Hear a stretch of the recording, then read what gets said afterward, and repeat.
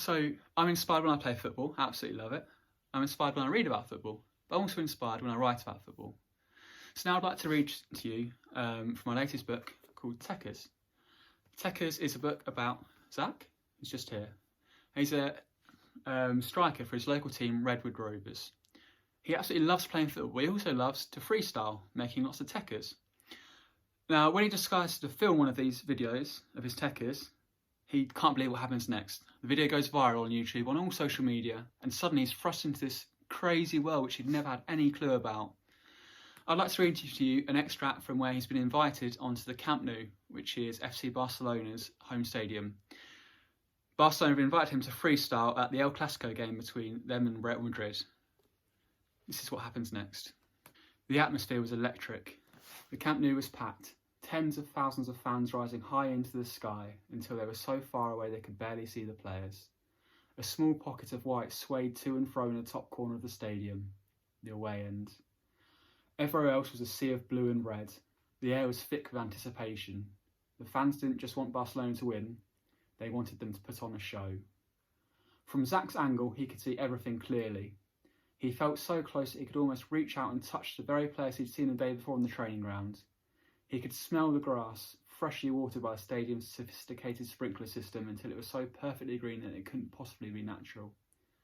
On such a surface, the ball zipped around. Barcelona's opening goal was met with roars from the home fans and a sea of white handkerchiefs from the away fans. With 30 minutes on the clock and Zach absorbed in the game, Tony told him it was time. They marched into the depths of the stadium with Zach's dad, Zach eager to hurry. With a capacity of 99,354 and not a seat going spare, it would be by far the biggest live crowd Zach had ever performed in front of. It felt like Redwood Shopping Centre multiplied by 1,000,000. He'd changed into his new Panther sports kit and laced up his brand new golden 310 boots. There was still time. He focused on his ball and rolled it from foot to foot, getting his feet used to the feel of it.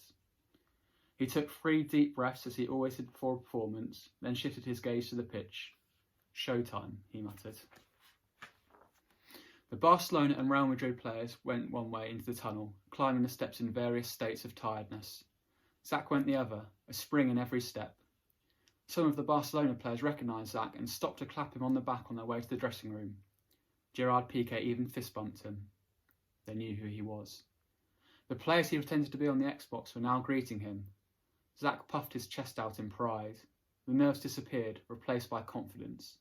If the Barcelona players knew him, what did they have to worry about? Ball in hand, he walked past a famous chapel on the right-hand side of the tunnel, imagining all of the famous players who'd prayed there over the years. It had been blessed by Pope John Paul II himself. So many legends had walked this walk.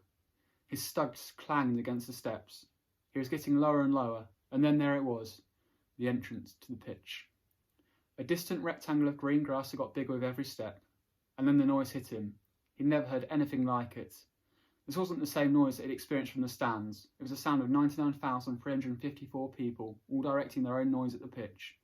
Their cheers and chants and laughter all blurred into one ball of noise that blasted against Zach. The hairs on his arms stood up. It was exhilarating. Before he knew it, he was in the centre circle of one of the most famous stadiums in world football. 99,354 pairs of eyes were on him. The ground was full to capacity.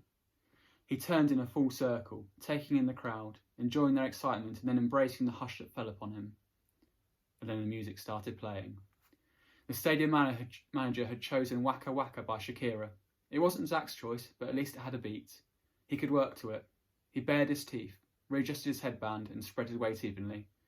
If he was going to put on a show, he'd need to be perfectly balanced.